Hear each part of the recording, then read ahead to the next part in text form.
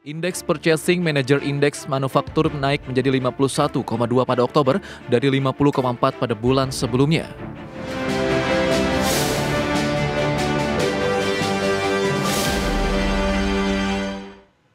S&P Global mencatat indeks manufaktur Indonesia pada Oktober naik menjadi 51,2 dari 50,4 pada bulan sebelumnya. Peningkatan indeks manufaktur Oktober terutama didorong oleh pertumbuhan pesanan baru yang naik pada laju tercepat sejak Maret lalu.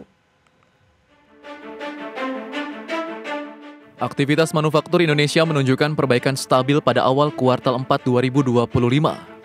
Berdasarkan data S&P Global, Indeks Purchasing Manager Index Manufaktur naik menjadi 51,2 pada Oktober dari 50,4 pada bulan sebelumnya. Kenaikan ini menandakan ekspansi sedang pada kondisi operasional pabrikan nasional dan memperpanjang tren pertumbuhan selama 3 bulan berturut-turut. Dalam keterangannya, ekonom S&P Global Market Intelligence Usama Bati menyebut peningkatan terutama didorong oleh pertumbuhan pesanan baru yang naik pada laju tercepat sejak Maret lalu. Lonjakan pesanan baru bersumber dari permintaan domestik, sementara permintaan ekspor justru menurun 2 bulan beruntun akibat lemahnya pasar global. S&P Global mencatat peningkatan penjualan mendorong kenaikan ketenaga kerjaan dan aktivitas pembelian meski volume produksi masih cenderung datar. Kinerja pasar tenaga kerja juga membaik, jumlah tenaga kerja meningkat 3 bulan berturut-turut dan pada Oktober mencatat laju tercepat dalam 5 bulan terakhir. Beberapa produsen meningkatkan kapasitas guna mengimbangi permintaan baru, sementara sebagian lainnya memanfaatkan stok yang ada untuk memenuhi pesanan dan menyebabkan persediaan barang jadi sedikit menurun. Namun tekanan biaya produksi meningkat tajam. Laju inflasi harga input mencapai level tertinggi dalam 8 bulan terakhir terutama akibat naiknya harga bahan baku. Meski demikian, banyak perusahaan memilih menaikkan harga jual secara terbatas demi menjaga daya saing di pasar. S&P Global menyebut tingkat optimisme pelaku industri terhadap prospek setahun ke depan sedikit menurun dibanding September meski masih di atas ambang positif. Harapan peningkatan permintaan domestik dan peluncuran produk baru menjadi pendorong utama keyakinan tersebut. Jakarta, Tim Liputan, IDX Channel.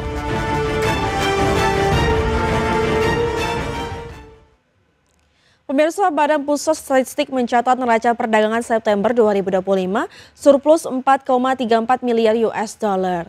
Ini menjadi surplus 65 bulan berturut-turut sejak Mei 2020. Dalam keterangannya, Deputi Bidang Statistik Distribusi dan Jasa BPS Puji Ismartini menyebut surplus pada September ini ditopang surplus komoditas non-migas sebesar 5,99 miliar US dollar. Dengan komoditas utamanya lemak dan minyak hewani dan nabati, bahan bakar mineral, serta besi dan baja. Sementara neraca perdagangan migas tercatat defisit 1,64 miliar US dollar dengan komoditas penyumbang defisit minyak mentah dan hasil minyak. Secara kumulat, neraca perdagangan pada Januari hingga September 2025 mencatatkan surplus 33,48 miliar US dollar, lebih tinggi dari periode yang sama tahun lalu yang mencapai 22,18 miliar US dollar. Pada September 2025, neraca perdagangan barang mencatat surplus sebesar 4,34 miliar US dollar. Neraca perdagangan Indonesia telah mencatat surplus selama 65 bulan berturut-turut sejak Mei 2020. Surplus pada September 2025 ini lebih ditopang oleh surplus pada komoditas non-migas yaitu sebesar 5,99 miliar US dollar dengan komoditas penyumbang surplus utamanya adalah lemak dan minyak hewani atau nabati HS15, kemudian bahan bakar mineral atau HS27 serta besi dan baja atau HS72. Pada saat yang sama, neraca perdagangan komoditas migas tercatat defisit 1,64 Di konferensi tingkat tinggi Asia Pacific Economic Cooperation atau KTT APEC 2025 di Gyeongju, Republik Korea, Presiden Prabowo Subianto menegaskan manfaat teknologi Artificial Intelligence atau AI untuk mengatasi kemiskinan dan mencapai swasembada pangan. Dalam paparan di KTT APEC Economic Leaders Meeting, di sesi kedua, Presiden Prabowo menekankan bahwa pemanfaatan kecerdasan buatan atau AI dan teknologi tinggi menjadi kunci bagi Indonesia dalam mempercepat pengentasan kemiskinan serta memperkuat ketahanan pangan. Presiden menegaskan bahwa pemerintah berkomitmen untuk menuntaskan kemiskinan dan kelaparan dengan langkah cepat dan terukur dalam pembangunan nasional. Selain itu, Kepala Negara menjelaskan bahwa Indonesia kini mulai memetik hasil nyata dari penerapan kecerdasan buatan di sektor pertanian. Menurut Presiden Prabowo, teknologi modern memungkinkan peningkatan produktivitas pangan nasional hingga mencapai swasembada beras. Selain itu, Presiden juga menekankan komitmen pemerintah untuk memperkuat pendidikan dan keterampilan digital bagi masyarakat, di mana penguasaan teknologi menjadi kunci bagi kemajuan bangsa dan hanya dapat dicapai melalui kolaborasi erat di kawasan Asia Pasifik. We are concentrating all our efforts, and that's why we are feeling that we can benefit from AI. We are using AI in agriculture to have a precise and modern agriculture techniques.